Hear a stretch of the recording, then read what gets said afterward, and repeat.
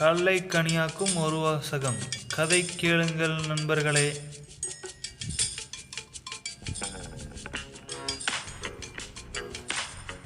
விச்சுவும் கிட்டுவும் பாலிய வயதிலிருந்தே தோழர்கள். இப்போ வாக்கிங் போய் வயிறு குறைக்கும் வயசு. வாக்கிங் முடிந்து ஒரு மரத்தடி பெஞ்சில் அமர்ந்திருந்தார்கள். விச்சு வீட்டுக்கு போய் என்னடா பண்ண போற, வா ஏன் எங்கள் வீட்டில் காலையில் டிஃபன் சாப்பிடலாம் என்று விச்சு. இல்லடா, லதா போய் சேரும் முன்னாடியெல்லாம் வீட்டு சாப்பாடு தான். அவள் வீட்டுட்டு போய் 2 வருஷம் ஆறுது.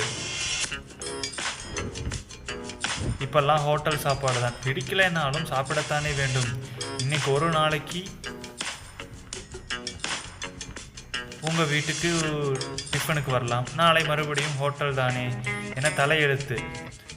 சொல்லும் போதே அவன் கண்கள் கசிந்தன. ஹோட்டல் சாப்பாடு ஒத்துக்காதுடா. ஒத்துக்களை தான் போட்டது, கிணத்துல போட்ட கல் மாதிரி கிடக்குது. டிஃபனே இல்லை. ஹோட்டலில் என்ன சாப்பிட்டாலும் அப்படித்தான். உண்மைதான், எனக்கும் எப்போதாவது ஹோட்டலில் சாப்பிட்டால் ஜீரணமே ஆறுதில்லை. அப்படியே கிணத்துல போட்ட கல்லாக தான் கிடக்குது என அவனும் நொந்து கொண்டான். ஹோட்டல் சாப்பாட்டை ஏன் அப்படி இருக்கு தெரியுமா? வீட்டில் வேலைக்காரி அரிசியில் கல் பொறுக்குவா, கருப்பு அரிசி நெல் நீக்குவா. ஹோட்டலில் கல்லோட தான் சமைக்கிறான் போல. அதான் சின்னது அப்படியே வயிற்றுல கல்லாக கிடக்குது. முறத்தால் புளிய விரட்டினதும், முறத்தால் கல்லை புடைச்சி கல்லை கனியாக்கி பசியாற்றியதும் ஆட்டுக்காரிங்கிற பொண்ணுங்கள் தான்.